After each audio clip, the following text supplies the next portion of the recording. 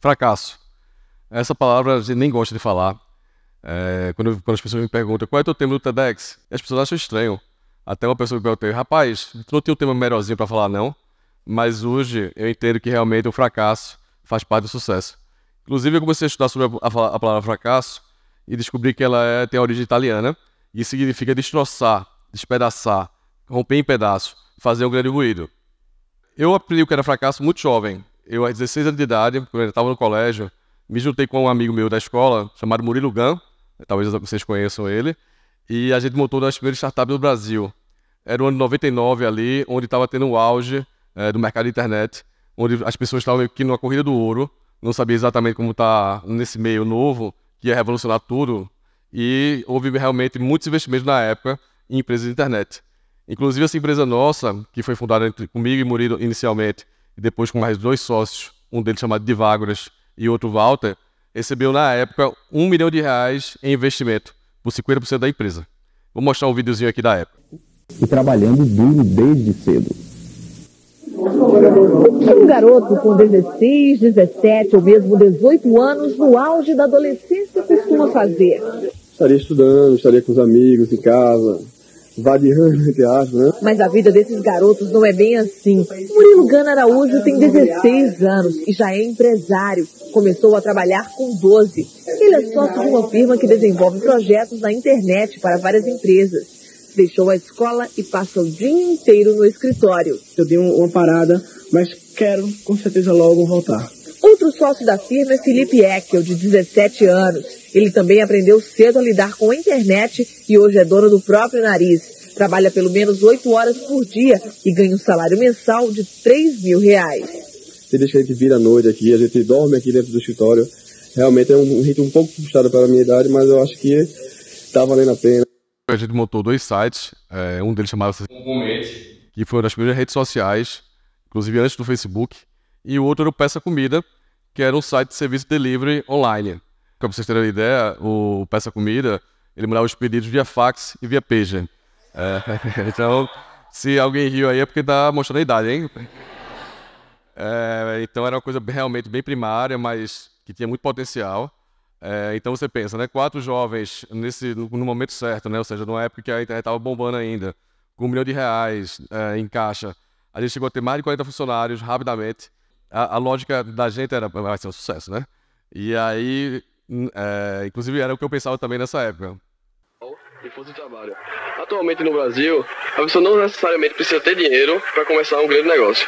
Basta ter uma ideia boa, que fica fácil, a partir de uma ideia boa, fica fácil arranjar capitalistas, investidores. Eu acho até bonitinho, né? Capitalistas e investidores. Enfim, eu me sinto um pouco o pai desse menino aí, né? Hoje, com esse distanciamento todo. 4 meses após a gente receber R$1 milhão de investimento, houve o estouro da bolsa da Nasdaq. Eu não sei se vocês lembram, mas teve uma bolha das .com, foi considerada uma das maiores crises financeiras da história, inclusive comparado com a Grande Depressão. Então, se vocês observarem aí o gráfico, vocês vão ver que um pouquinho antes do estouro da bolha, a gente estava recebendo um investimento. A gente está vendo hoje no gráfico, dá para ver com clareza, mas naquela época você não sabe, né? Se vai cair, vai subir, se vai cair direto. E aí a gente realmente fracassou. E aí realmente quando a pessoa fracassa, essa frase eu gosto muito que diz, o fracasso não tem amigo, e realmente não tem. As mesmas pessoas que diziam que a gente era gênio, que a gente era inovadores, ia ser milionário, foram as pessoas que chamaram a gente de incompetente, de fracassado. E obviamente que a gente era muito novo, né? Então isso tinha um impacto realmente. Eu tinha uma visão meio simplista do que era sucesso, do que era fracasso. E a minha referência era filme de Sessão da Tarde, né? E aí eu comecei a pensar realmente que eu era um fracassado. Eu entendi que eu era um fracassado. E até acho que é um pouco injusto da minha parte pensar isso, porque eu acho que uma pessoa de 17 anos não deveria se definir de forma tão extrema. Até porque eu não tinha nem vivência para poder estar avaliando isso ainda. E as palavras têm poder, né? Então, nessa época, eu acho que eu tive um tipo de depressão. E eu acho que a pessoa tem que tomar muito cuidado com o que fala, principalmente para si próprio, né? E aí, logo depois da Bit, eu não tinha nenhuma outra referência profissional, e aí eu ficava falando, não, porque eu tive uma empresa de internet, porque eu quase vendi, porque eu quase sei lá o quê, porque eu fui, porque eu tive, coisa e tal.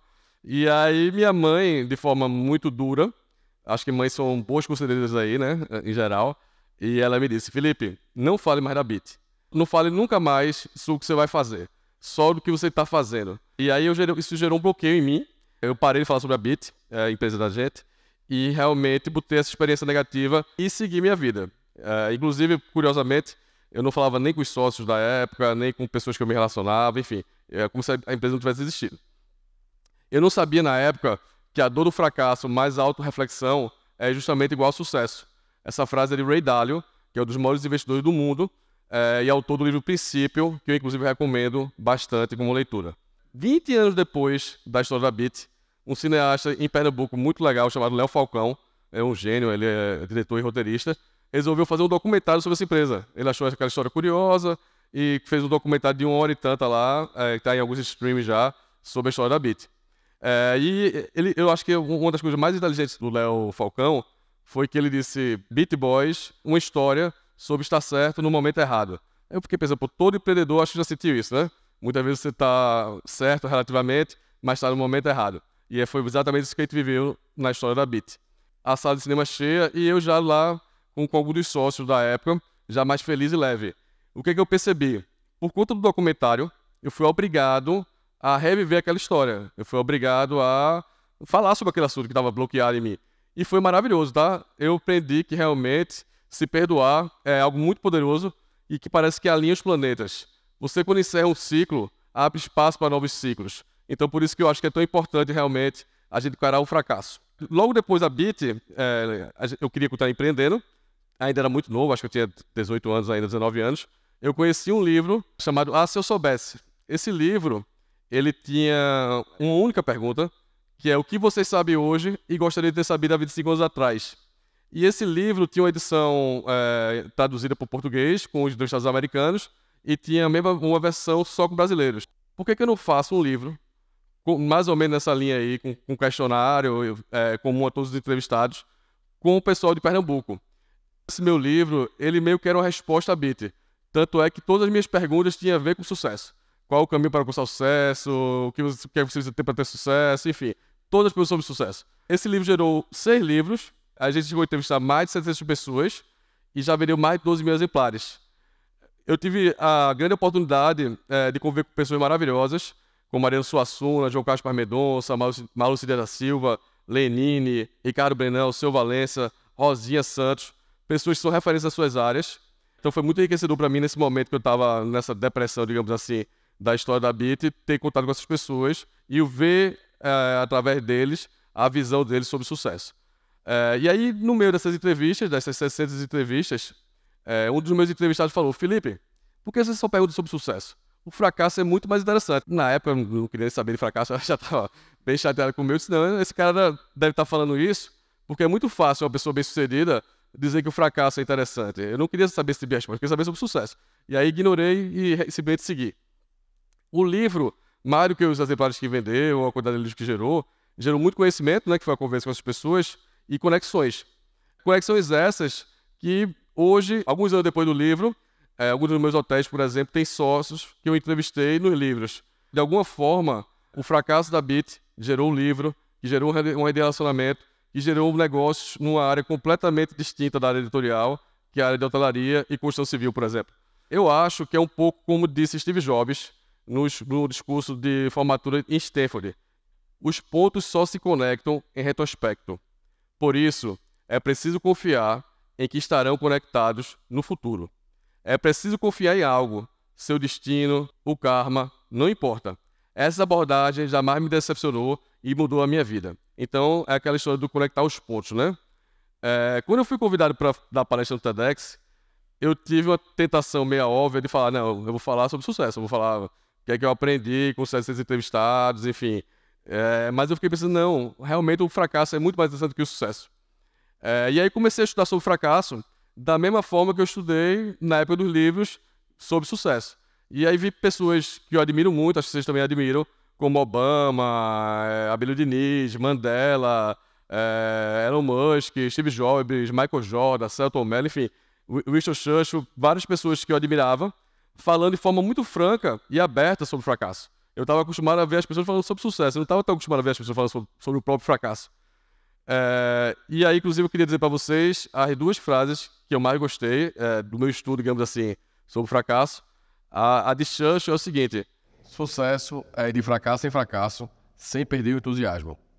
E Mandela diz: eu nunca perco, ou eu ganho ou eu aprendo. Tem tudo a ver realmente com aprender com os fracassos, né? E eu acho que essa coisa de você falar tão francamente sobre fracasso, tempos de rede social, onde todo mundo quer parecer bem-sucedido, rico, feliz, é quase uma questão de saúde mental. Então, eu acho que essas personalidades, tão bem-sucedidas como elas, ao falar de fracasso, eles querem dizer, calma, vai dar certo. Eu também já estive no lugar de você aí, isso é normal, e vamos para frente. Eu não estou subestimando a dor, nem querendo glamorizar o fracasso. Eu só acho que realmente o fracasso, o erro, pode e deve ensinar alguma coisa. Ray Dalio, que eu apresentei para vocês do livro Princípios, tem meio que um negócio que eu chamo de engrenagem do sucesso. É o seguinte, você tem um objetivo e aparecem problemas e fracassos, você para e faz um diagnóstico, coisa que eu não fiz, né, na época da BIT. Aí você faz um projeto para corrigir aquela deficiência e volta a fazer. Com isso, você consegue realmente, ao longo do tempo, criar um grande ciclo virtuoso, coisa que você não consegue fazer quando realmente você ignora o que houve de errado e os fracassos. E segundo Ray Dalio também, o caminho mais rápido para o sucesso começa sabendo quais são os seus pontos fracos e encarando-os com atenção. Eu recomendo que vocês todos façam isso. Inclusive, quando eu vim aqui para João Pessoa, você deve conhecer essa Avenida Esperança aí, e o glorioso paraibano Ariano Suassuna. E aí eu estava correndo, né, porque eu estava bem nervoso, não sei se vocês perceberam, mas eu estava bem nervoso para essa palestra. E aí eu vi essa placa assim, no meio da rua, assim, eu disse, vou botar na palestra. E eu vou falar com o texto da Ariano Suassuna, quando você lê Ariano Suassuna, você meio que ouve ele falando, né, aquele sotaque dele bem legal. Aí ele fala assim, a tarefa de viver é dura, mas fascinante.